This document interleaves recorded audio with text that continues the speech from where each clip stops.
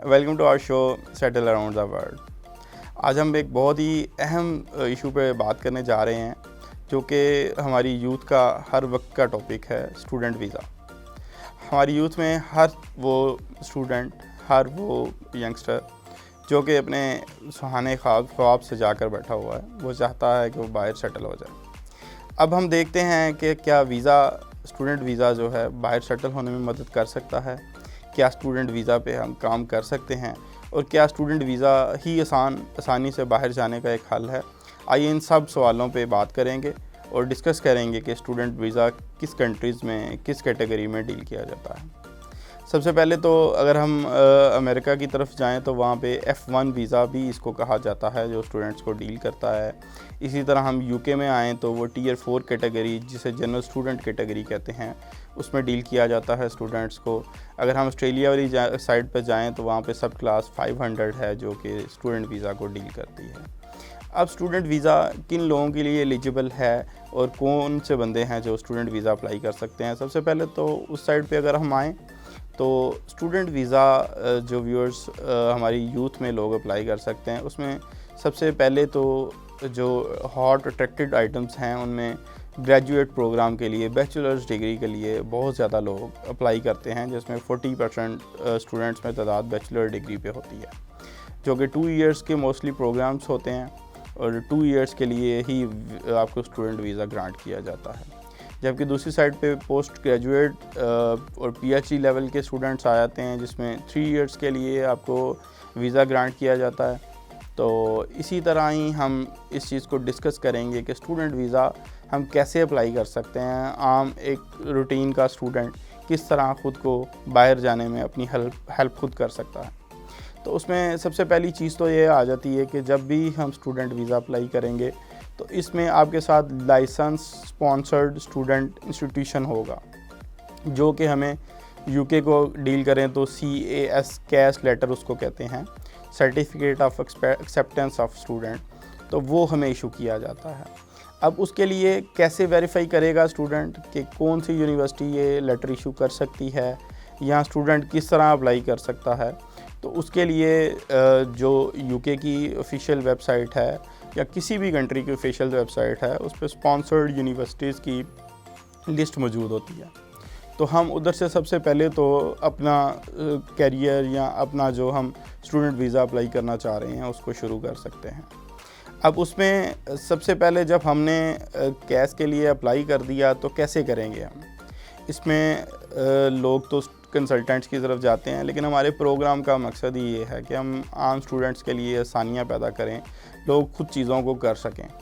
तो इसमें हम सबसे पहले अपने सबसे जो आसान तरीका है वो गूगल है। गूगल पे आप जाएं, उस कंट्री की टॉप रेटेड यूनिवर्सिटीज़ को सर्च करें, जिस स्टेट में आप सेटल होना चाह रहे हैं, जिस स्टेट में आप जाना चाह रहे हैं फॉर द स्टडीज़, उसको आप हंट करें और जो टॉप रेटेड यूनिवर्सिटीज़ आ रही हैं उनके ईमेल्स को उधर से निकालें, अपनी डिग्रीज़ अटैच करें और एक फॉर्मल रिक्वेस्ट लेटर बनाएं कि मैं being a student here in Pakistan, ये मेरी डिग्रीज़ अटैच हैं, तो मैं बाहर ट्रैवल करना चाह रहा हूँ फॉर द स्टडीज़। तो यूनिवर्सिटीज़ को आप अप्लाई करेंगे इन अ फॉर्मल रिक्वेस्ट लेटर, उधर से आपको एक्सेप्टेंस लेटर आ जाता है जनरली। अगर आपको एक्सेप्टेंस लेटर में कोई इश्यूज़ आ रहे हैं तो आप उन्हें रिमाइंडर्स भेज सकते हैं, आप उनके एडमिन सेक्शन से कांटेक्ट कर सकते हैं। अब जैसे ही आपको एक्सेप्टेंस आ गई, उसकी बेस पे आप अपनी यूनिवर्सिटीज़ की फ़ी होती है, फ़ी में आपकी जितनी डिग्री है आप टोटल फ़ी भी सबमिट करवा सकते हैं।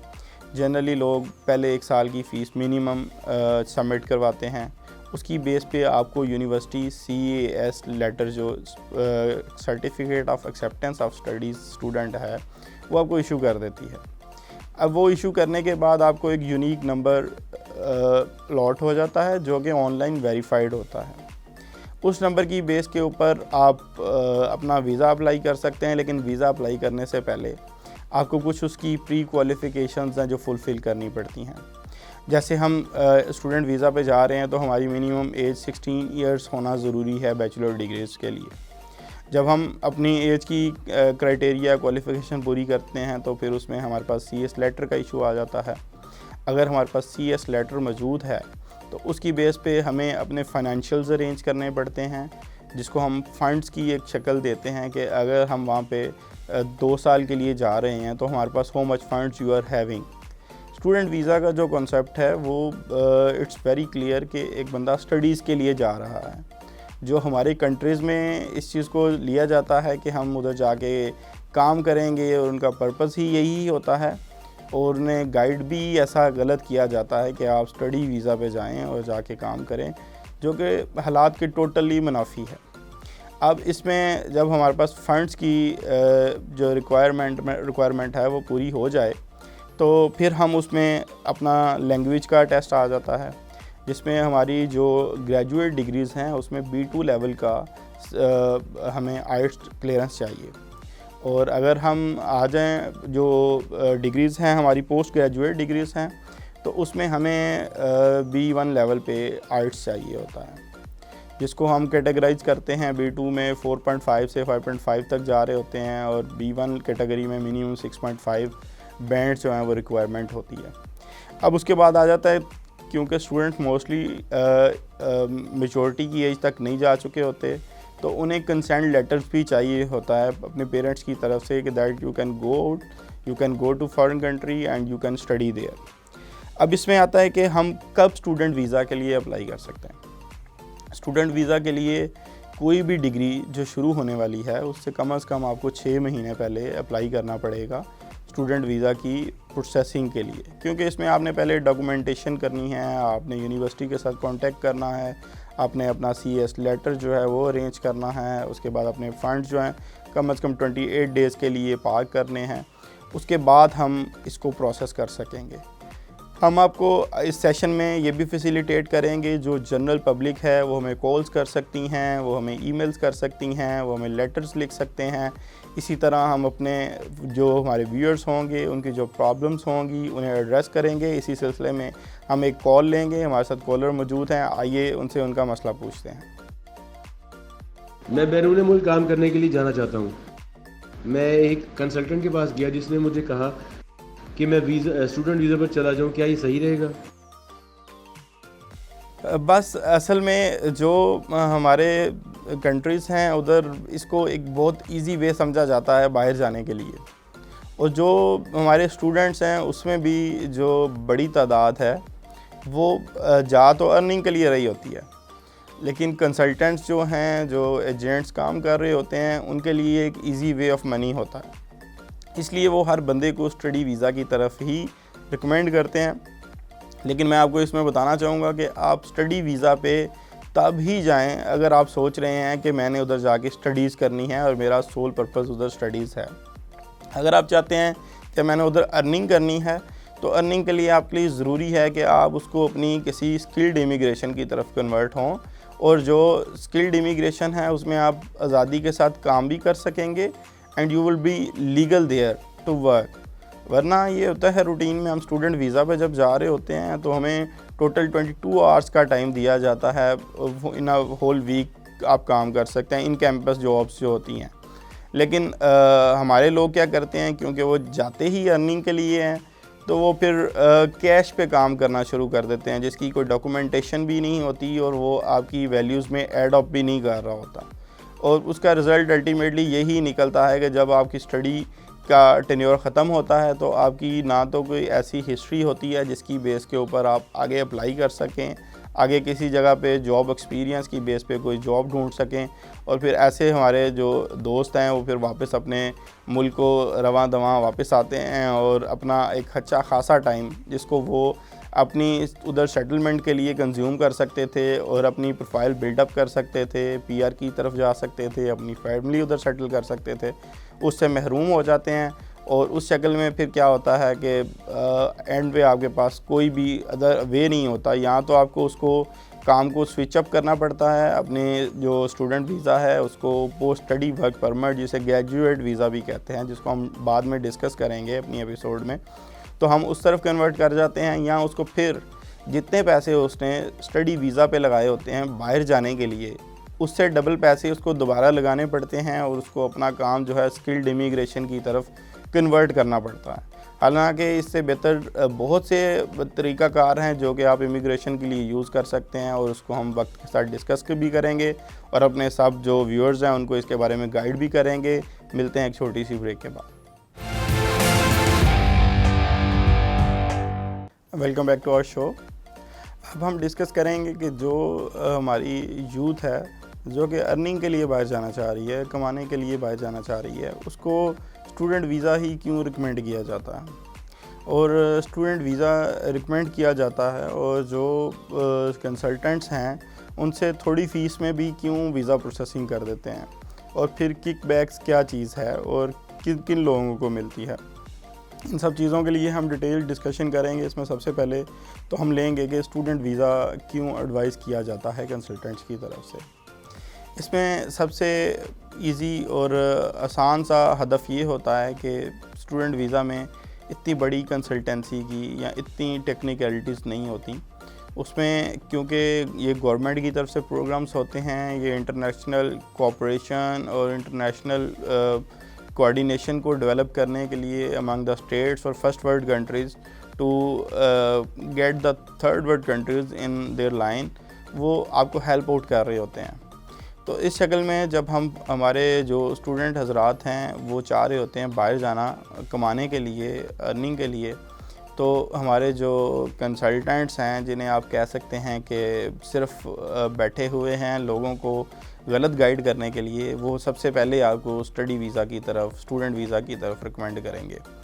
उसकी वजूहात ये हैं कि जैसे मैंने पहले ब्रेक से पहले बता रहा था कि आपको स्टूडेंट वीज़ा में इतनी एक्सपर्टीज़ की ज़रूरत ही नहीं है। आपने यूनिवर्सिटीज़ हंट करनी है, और उसके लिए हमारे पास बहुत ज़्यादा फोरम्स हैं, जिसमें हमारे पास गूगल है, हमारे पास फेसबुक है, इंस्टाग्राम है, जहाँ पे ऑथेंटिक हमें यूनिवर्सिटीज़ मिल सकती हैं जिन्हें जो लाइसेंस्ड हैं to issue sponsor letters for studies. तो हम उनको टारगेट कर सकते हैं, और फिर हम खुद वर्किंग कर सकते हैं कि हमें किस स्टेट में जाना है और हम कहाँ पे इजीली जाके अपनी जो स्टडीज़ हैं उनको कंटिन्यू कर सकते हैं। तो इस सिलसिले में आप स्टेट वाइज भी उसके ऊपर सर्च कर सकते हैं, और आप खुद अपने लिए यूनिवर्सिटीज़ का चुनाव कर सकते हैं। जो कि आपका एक कंसल्टेंट बैठा है, वो आपको एडवाइस करेगा उन्हीं यूनिवर्सिटीज़ की तरफ जो कि उसके साथ पैनल पे है वो, और जिनके साथ उसकी डायरेक्ट एग्रीमेंट्स मौजूद हैं, और वो जो है उन लोगों के साथ ईज़िली प्रोसेसिंग कर सकता है। वो आपको हमेशा उसी साइट पे रिकमेंड करेगा। इसलिए जैसे ही लोग किसी भी एक्सपर्ट स्टूडेंट वीज़ा कंसल्टेंट के पास जाते हैं, तो उसके पास सर्टेन कंट्रीज़ या सर्टेन यूनिवर्सिटीज़ की ही ओपिनियंस मौजूद होती हैं, या वो लोगों को उसी तरफ ही अट्रैक्ट करता है। और वो बस एक चेन चल रही होती है कि आप आएँ, आज जैसे ही कोई एक स्टूडेंट आता है उसके साथ ही लिंक जितने भी स्टूडेंट्स आएंगे वो सेम ही यूनिवर्सिटीज़ की तरफ जा रहे होंगे या सेम ही कंट्री की तरफ जा रहे होंगे। और उसकी सिंपल वजूहात ही ये हैं कि कुछ यूनिवर्सिटीज़ के साथ हमारे लोग पैनल्स पे मौजूद होते हैं, उनके साथ रेगुलर एग्रीमेंट होता है, उनके पास टारगेट्स होते हैं कि इतने स्टूडेंट्स आपने हमें यूनिवर्सिटीज़ को देने हैं। यूनिवर्सिटीज़ भी आजकल जो फ़ॉरेन एजुकेशन के लिए हमारे स्टूडेंट्स जाते हैं, उनके लिए वो यूनिवर्सिटीज़ जो हैं उनको एक एज अ कस्टमर डील कर रही होती हैं, और ये यूनिवर्सिटीज़ एक बहुत बड़ा बिज़नेस बन चुका है इंटरनेशनल लेवल पे। इसको एक इंस्टीट्यूशंस का, बिज़नेस इंस्टीट्यूशंस का लेवल दिया जा चुका है, क्योंकि जो बाहर कंट्रीज़ में एजुकेशन लोकल स्टूडेंट्स के लिए है मोस्टली सब्सिडाइज्ड होती है from government, mostly free education चल रही होती है फ्रॉम गवर्नमेंट। और ऑब्वियसली जब हम स्टूडेंट जब जाते हैं यूनिवर्सिटी लेवल पे, दे हैव टू पे फॉर द सर्टेन अमाउंट्स, लेकिन उनके लिए अमाउंट्स वेरी लिमिटेड होती हैं। इसलिए जो यूनिवर्सिटीज़ हैं उन लोगों का टारगेट ही फॉरेन स्टूडेंट्स होते हैं, और फॉरेन स्टूडेंट्स में जो हमारे थर्ड वर्ल्ड कंट्रीज़ हैं वो उनके लिए हॉट फेवरेट होते हैं, क्योंकि इधर से स्टूडेंट्स भी जो हैं उन्हें कंसल्टेंट्स गाइड कर रहे होते हैं कि अगर आप स्टडी वीज़ा पे जाएंगे तो आप इजीली वहाँ पहुँच जाएंगे, आपको रिफ्यूज़ल के चांसेस नहीं हैं, और आपके लिए सेटलमेंट बहुत ईजी है। हालांकि जो स्टूडेंट वीज़ा है, मैं पहले भी डिस्कस कर चुका हूँ कि वो इमिग्रेशन की रूट ही नहीं है। आप जाके स्टूडेंट वीज़ा की बेस पे कहीं पे भी सेटल नहीं हो सकते, क्योंकि वो आप एक स्टूडेंट एज अ स्टूडेंट गए हुए हैं, ना तो आप उस मुल्क को कुछ दे रहे हैं, ना आपकी वजह से उस मुल्क की किसी भी फील्ड में ग्रोथ हो रही है। उसके लिए बस आप एक कस्टमर के तौर पे ही जा रहे हैं और आप अपनी स्टडीज़ पूरी करते हैं, and the end they give you a big bye and say that you can go to your own home country. Convocations हो रहे होते हैं लोगों के और उसके बाद पैकअप्स हो रहे होते हैं, क्योंकि पता है इसके बाद यहाँ तो किसी और डिग्री में स्विच करेंगे, दोबारा से ही उतनी भारी फीसिस देंगे तो वहाँ पे स्टे कर सकेंगे, अदरवाइज़ उन्हें वापस अपने कंट्री में ही आना पड़ेगा। तो इस शक्ल में ये जो स्टूडेंट जा रहे होते हैं, ये बेचारे उधर जाके फील करते हैं और उन्हें उधर जाके पता चलता है कि जनाब ये जो हमारे कंसल्टेंट साहब थे उन्हें हमने स्टूडेंट वीज़ा पे भेज दिया, हमारा ख़र्चा तो उतना ही हो गया है एक्सपेंसेस, क्योंकि जब हम स्किल्ड इमिग्रेशन की तरफ जा रहे होते हैं obviously you have to bear some expenses to move there. लेकिन स्किल्ड इमिग्रेशन हमारा इमिग्रेशन का रूट बन जाता है, हम उधर जाके अल्टीमेटली एक टाइम स्पैन होता है, उसके बाद हम पीआर की तरफ जा सकते हैं और जाते ही हमें टेम्परेरी रेजिडेंस मिल जाती है। तो चीज़ें डिफरेंट होती हैं। तो इन्हीं चीज़ों पे हम डिस्कशन करते रहेंगे। हमारे साथ एक कॉलर्स मौजूद हैं। जी अस्सलाम वालेकुम जी, कौन बात कर रहे हैं और कहाँ से बात कर रहे हैं, क्या इशू हमारे सामने रखना चाहेंगे? सर मैं लाहौर से नबील बात कर रहा हूँ। मैं ये पूछना चाहता हूँ कि मैं स्टूडेंट वीज़ा पर बैरून मुल्क जाना चाहता हूँ, तो उसके लिए मुझे कितने फ़ंड दरकार होंगे? जी बिल्कुल, स्टूडेंट वीज़ा पे तो हर बंदा जाना चाह रहा है, लेकिन फ़ंड्स एक बहुत बड़ा इशू है स्टूडेंट के लिए। स्टूडेंट लाइफ में तो जो अपने कंट्री में भी स्टूडेंट्स होते हैं अक्सर स्कॉलरशिप्स ढूंढ रहे होते हैं, और जब फ़ॉरेन ट्रैवल करना होता है तो उसमें पीकेआर में तो पैसे चलते नहीं हैं। जब आप डॉलर्स में जा रहे होंगे, यूरोज़ में जा रहे होंगे, पाउंड्स में जा रहे होंगे, तो ऑब्वियसली फ़ीसेस तो हाई होंगी। अब इसमें हम अगर आ जाएं यूके को ही एक एग्जांपल ले लें, स्टूडेंट वीज़ा की प्रोसेसिंग फ़ीस है सिर्फ एप्लीकेशन फाइलिंग की और जो उसमें हेल्थ सरचार्ज है, इन दोनों को मिलाएं तो ये 1200 से 1500 पाउंड हमें होली सोली पे करना पड़ता है for processing of visa application. लेकिन इसकी बैक एंड पे जो सबसे बड़ा इशू आता है वो यूनिवर्सिटीज़ की फ़ीस आता है। जो टॉप रेटेड यूनिवर्सिटीज़ हैं उनकी फ़ीस बहुत ज़्यादा होती हैं और कई दफ़ा तो उन्हें आपको टोटल जितनी डिग्री की टोटल अमाउंट बन रही है वो पे करना पड़ती है, वरना मिनिमम आपको 1 ईयर की अमाउंट पे करना पड़ती है। फिर उसके बाद इशू आ जाता है कि आपकी उधर जो आपका टाइम स्पैन है, आपने जो रहना है, उसके एक्सपेंसेस कितने हो सकते हैं। तो इस शक्ल में जब आप अगर आप लंदन में रह रहे हैं तो ऑब्वियसली उसकी कॉस्ट 300-400 पाउंड आपकी जो दूसरी आपकी विसिनिटी में बाकी जो एरियाज़ आ जाते हैं, बर्मिंघम है, मैनचेस्टर है, कोवेंट्री है, उस साइड पे लोग जा रहे हैं, तो उनकी कॉस्ट रिड्यूस हो जाती है। और उसकी वजह ये है कि लंदन में ओवर पॉपुलेटेड है, उधर रेंट्स बहुत हाई हैं, उधर की ट्रैवलिंग महंगी है, तो ये चीज़ें मैटर कर रही होती हैं।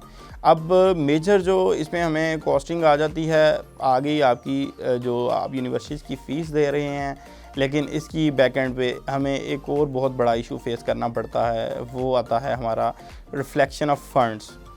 जो हम जाने के लिए फ़ंड्स रिफ्लेक्ट करते हैं इधर से, जो हमें 28 डेज़ के लिए पार्क करने पड़ते हैं अपने बैंक्स में, और उसे दिखाना पड़ता है कि हमारे पास इनफ फंड्स मौजूद हैं जो टोटल हमारी डिग्री की एजुकेशन की एक्सपेंसेस हैं उसे मीटअप करते हैं, और हम उधर जाके डिपेंडेंट नहीं होंगे गवर्नमेंट के ऊपर, या हम डिपेंडेंट नहीं होंगे किसी थर्ड पार्टी पे टू पे आवर एक्सपेंसेस।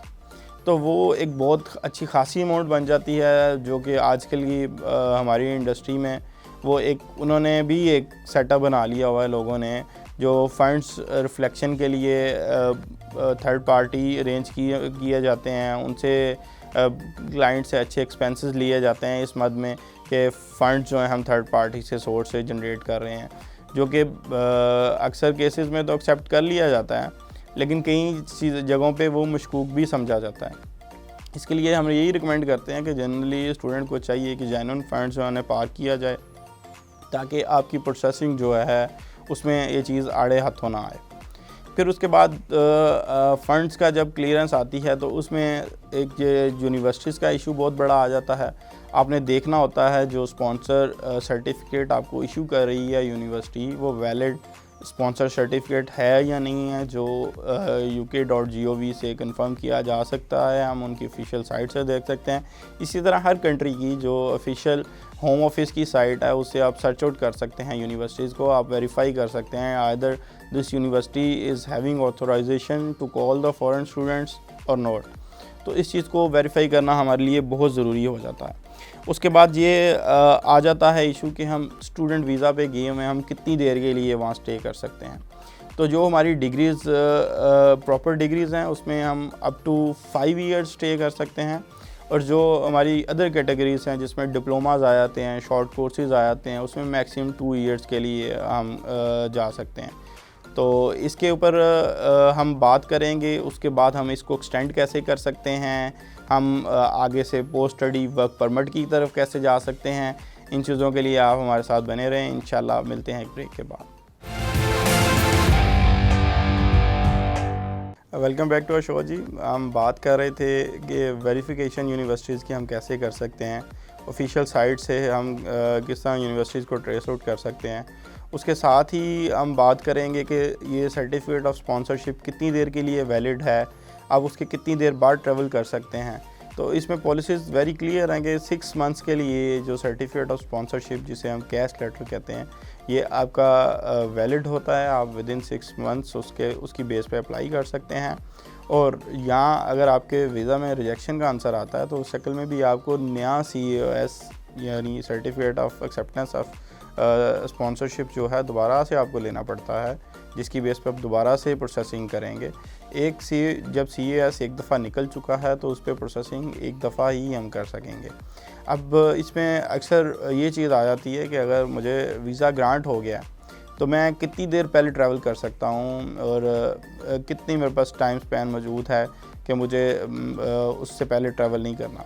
तो जिस तरह हमारे शॉर्ट कोर्सेज़ हैं, हमारे डिप्लोमास हैं, तो उस शक्ल में mostly 1 week before start of course जो है आप ट्रैवल कर सकते हैं। लेकिन जो हमारी डिग्रीज़ हैं, जो हमारे लॉन्ग कोर्सेज़ हैं, तो उसके लिए आप इवन मंथ बिफोर आप जा सकते हैं। अपनी जो उधर चाह के प्री अरेंजमेंट्स हैं वो आप कर सकते हैं, ताकि जैसे ही सेशन स्टार्ट हो, स्टडीज़ स्टार्ट हों, तो आप फ़ौरन उसको ज्वाइन कर सकेंगे। इस सिलसिले में हम एक और कॉलर हमारे साथ मौजूद हैं, उनको हम कॉल पे लेंगे। जी अस्सलाम वालेकुम जी, कौन सा बात कर रहे हैं और क्या इशू फेस कर रहे हैं जी? सर मेरा सवाल ये है कि स्कॉलरशिप की बिना पर मैं बैरून मुल्क स्टडीज़ के लिए जा सकती हूँ? बहुत अच्छा क्वेश्चन आपने किया और मैं इस चीज़ से बड़ा खुश हो रहा हूँ और मेरी टीम भी इस चीज़ को अप्रिशिएट कर रही है कि लोग इंटरेस्टेड हैं चीज़ों को पूछने में और ख़ुद चीज़ें करने में। हमारे जो लोग ट्रेंड चल रहा है वो उसमें यही है कि हर बंदे को फ़ीसिस की तरफ रिकमेंड किया जाता है, हर बंदे को कहा जाता है कि आप फ़ीसिस पे करें और आप ट्रैवल करें। उसकी सबसे बड़ी वजूहात ये किक बैक्स हैं। जो यूनिवर्सिटीज़ की तरफ से जो एजेंट्स होते हैं, जो पैनल पे कंसल्टेंट्स होते हैं, उन्हें उसमें से 20%, 15% जो मेजर फ़ीस का चंक है उन्हें वापस मिलता है। उसी की वजह से वो ना कि आपके स्टूडेंट कंसल्टेंट बल्कि यूनिवर्सिटीज़ के एजेंट बने हुए होते हैं और आपको इस चीज़ की तरफ अट्रैक्ट कर रहे होते हैं कि आप पेमेंट्स करें, आप फ़ीसेस दें और फिर ही आप बाहर जा सकते हैं। लेकिन ऐसा नहीं है। काइक के बिल्कुल बरक्स, अगर आप you are a competent student, आपकी अच्छे ग्रेड जा रहे हैं, आपकी डिग्री अच्छी है और आपको आगे अपॉर्चुनिटीज़ भी अच्छी नज़र आ रही हैं, तो आप you can go for the SAT, you can go for the GRE test, you can go for the GMAT। इसमें नंबर ऑफ़ कोर्सेज़ हैं, नंबर ऑफ़ टेस्ट हैं जो आपने पास करने होते हैं। हर कंट्री के लिए वरी कर रहे होते हैं, हर डिग्री के लिए वरी कर रहे होते हैं। तो मैं आपको रिकमेंड करूँगा आप सबसे पहले उनके ऊपर सर्च करें और जो आपकी डिग्री के मुताबिक आपको स्कॉलरशिप्स के लिए टेस्ट अवेलेबल है, आप उसको अवेल ज़रूर करें। आप उसकी तरफ जाएं, आप टेस्ट पास करें और अपने लिए आसानियाँ पैदा करें, अपने घर वालों के लिए आसानियाँ पैदा करें। अगर आप जा ही स्टडीज़ के लिए रहे हैं तो वाई नॉट ऑन स्कॉलरशिप, आप जाके हुकूमत के ख़र्चे पे पढ़ें और उसकी वजह से आप अपनी कल को हायर एजुकेशन की बेस पे अपनी कंपनी के लिए, अपनी इवन घर वालों के लिए एक प्रोडक्टिव शख्स के तौर पे रूनुमा हों और उससे आपकी सोसाइटी में एक प्रॉपर अच्छी वैल्यू होनी चाहिए। अगर आप फ़ॉरेन क्वालिफ़ाइड और अच्छे स्कॉलरशिप की बेस पे क्वालिफ़ाइड है तो ये आपकी कंट्री के लिए भी एक ऑनर की बात होती है। तो ये मैं इस क्वेश्चन को और आपको बहुत अप्रिशिएट करूँगा कि कम से कम आपने स्टूडेंट वीज़ा से और जो पेड वीज़ाज़ हैं उससे हट के कोई ऐसी अपॉर्चुनिटी भी जो हमारे व्यूअर्स हैं उनके लिए भी उजागर की कि आप स्कॉलरशिप की तरफ भी जा सकते हैं और उससे आप फ़ायदे ले सकते हैं। अब इसमें बात आ जाती है जो स्टूडेंट वीज़ा पे लोग जाते हैं कितनी देर काम कर सकते हैं, काम कर भी सकते हैं तो नहीं कर सकते।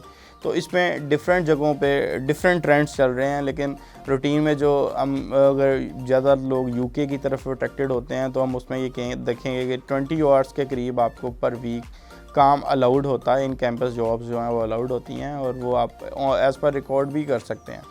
तो इसमें जो स्टूडेंट्स जाते हैं उन्हें चाहिए कि अपनी प्रोफाइल को भी अच्छे तरीके से बिल्टअप करें और अपनी रैपो को भी मेंटेन करना चाहिए। अगर आप स्टूडेंट वीज़ा पे जा रहे हैं, जितने और आपको अवेलेबल हैं आप उन्हीं के मुताबिक काम करें और अपने मुल्क का भी नाम बदनाम होने से बचाएं और ऑब्वियसली अपने कंट्री के लिए भी फ़ायदेमंद सूदमंद साबित हों। लेकिन अगर आप जा ही लें अर्निंग के लिए तो उसके लिए हमारे पास बहुत ज़्यादा हर कंट्री में प्रोग्राम्स मौजूद होते हैं और आप उनके ऊपर ख़ुद भी सर्च कर सकते हैं। आप ऐसे प्रोग्राम की तरफ जाएं जिससे आपके लिए अर्निंग के लिए आसानियाँ पैदा हो सकती हैं और जो आपके गोल्स हैं अचीव करना चाह रहे हैं। जैसा कि ज़्यादातर लोगों का गोल होता है कि हम वो अगर बैरून मुल्क में अकेले जा रहे हैं तो कल को अपनी फैमिली को वहाँ पे बुला सकें, अपने बच्चों के रोशन मुस्तकबिल के लिए रवा दवा रहें और लोगों को उधर सेटल कर सकें, अपनी नेशनलिटीज़ जो हैं सेकंड पासपोर्ट की तरफ जा सकें। तो उन चीज़ों के लिए हमें इसके लिए एफ़र्ट करनी चाहिए और हमें वही काम करने चाहिए जो कि जेन्युइन हो सकते हैं। यानी अगर आप पेड स्टूडेंट वीज़ा की तरफ जा रहे हैं और आप हेल ऑफ अमाउंट जो है उस पर सर्व कर रहे हैं तो वाई नॉट आप एक प्रॉपर किसी इमिग्रेशन फार्म के पास जाएं और आप उनसे उस पर गाइडलाइन लें। आप स्किल्ड इमिग्रेशन की तरफ स्विच हों। अगर आप किसी कारोबारी घराने से ताल्लुक़ रखते हैं तो उसमें बहुत ज़्यादा बिज़नेस इमिग्रेशन की भी फैसिलिटीज़ मौजूद हैं, जिसमें बहुत ज़्यादा स्टार्टअप प्रोग्राम्स हैं, पायलट प्रोग्राम्स हैं, उसमें इनोवेटर फाउंडर यूके में प्रोग्राम चल रहा है। इसी तरह अमेरिका में इन्वेस्टमेंट बेस्ड प्लान्स चल रहे हैं, तो आप उस तरफ स्विच करें। लेकिन अगर आप जाना ही स्टडीज़ के लिए चाह रहे हैं तो उसमें आप कोशिश करें कि आप स्कॉलरशिप के इम्तिहान पास करें और फ्री ऑफ कॉस्ट एजुकेशन की तरफ जाएं। अब हम इसमें ये भी डिस्कस करेंगे जनरली जो स्टडी वीज़ा में चीज़ें इग्नोर की जाती हैं या जिससे स्टडी वीज़ा अक्सर औकात रिजेक्ट होने के भी चांसेस होते हैं हमारे कंट्रीज़ में। उससे सबसे पहला तो इशू आता है हमारा CAS लेटर जो है, वैलिड CAS लेटर। जब भी आप वीज़ा अप्लाई करें तो सबसे पहले आपका जो CAS लेटर है उसमें आपको एक यूनिक नंबर अलॉट होता है, उसको आप वेरीफाई करें, यूनिवर्सिटी के चैनल से वेरीफाई करें, होम ऑफिस से वेरीफाई करें और इस चीज़ को मेक श्योर कर लें कि आपका CAS जेन्युइन इशूड है। उसके बाद आ जाती है आपके पासपोर्ट की रिक्वायरमेंट। तो आपने हमेशा पासपोर्ट अपना कम से कम 6 मंथ्स के लिए वैलिड होना ज़रूरी है और ये एक रूटीन का प्रोसीजर है जिसको आपको फॉलो करना बहुत ज़रूरी है। फिर बात आ जाती है हमारी फ़ंड्स की, पार्किंग की।